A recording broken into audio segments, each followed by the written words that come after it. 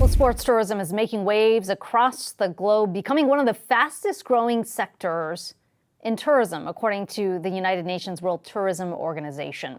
Well, think traveling for big events like the Super Bowl or the Olympics. This requires tickets, flights, lodging, and usually reservations at local restaurants. The United Nations estimates sports tourism has a growth rate of 17.5% through 2030. As part of Yahoo Finance's Travel Guide 2024, we are digging into what the growing business will become.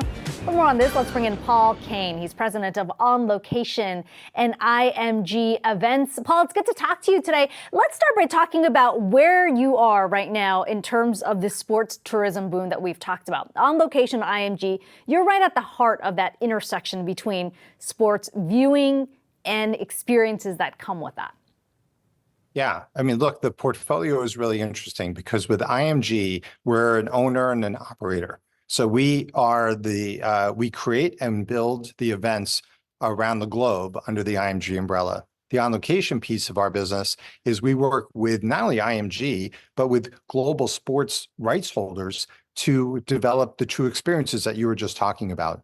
Because if people want to go to a big event or they want to experience a game, it's more than just sitting in a seat. It's not just the ticket. It's about what they're going to do around it, how they're going to get there, what's their transportation like, what is their experience like, and that's where On Location works across the globe.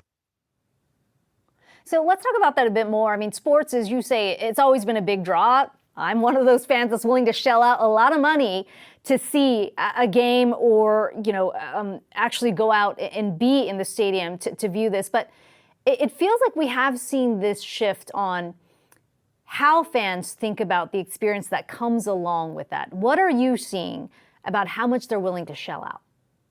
Yeah, look, I mean, there's a huge demand for global sports right now and for global entertainment. I mean, people don't want to just travel. They want to travel with a purpose. And what better thing to do than to go see something you absolutely love?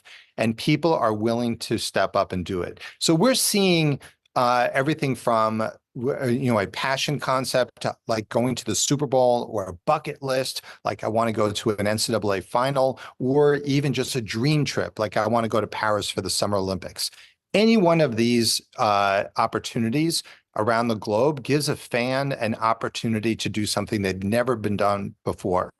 So we like to create those like once in a lifetime moments for people. And that's where the experience comes in. So people are willing to spend more and more to get that experience. Of course, the first layer is, what are they willing to pay for the ticket? And then it goes from there is, what do they want to do with the ticket? And that comes with a whole lot. Like in the Super Bowl we just had, we had people after the game on the field during the celebration with the confetti coming down their head. We had people pregame where they were getting to experience not only great live music with Billy Idol, but also meeting a lot of the Hall of Famers that were there with us. And we just had the new Hall of Fame class introduced a couple of days prior, and they were at the pregame celebration with the fans.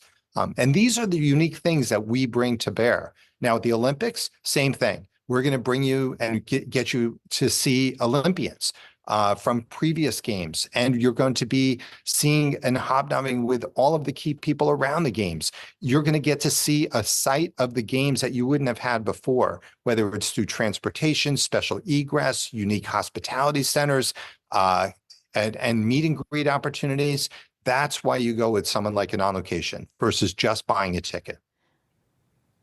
And to that point, you already have partnerships in place with major leagues like the NFL. You're a partner with the IOC as well for the Olympics. You just pointed to some additional experiences that fans can expect. What does that mean for additional revenue for your company? Yeah. So it's more than just what we do for our company. It's what we do for the cities, the hosts, and our partners.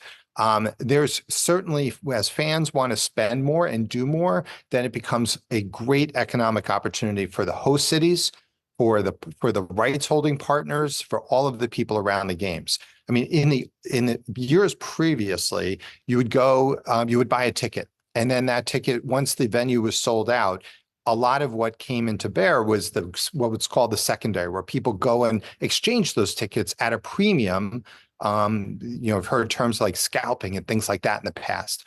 That is all moving away because companies like us, when we partner with someone like any of the 150 rights partners that we have around the globe, some of those you've mentioned, but some of those you didn't mention, like Major League Baseball or the PGA, NASCAR. Then we help them create more value from every one of those tickets, but more importantly, more value for the buyer of those tickets so that they're not just buying an increased price through that secondary, they're getting a higher value opportunity for that premium. So there is more value to a city, more value to a rights holder, but ultimately it's more value to the fan.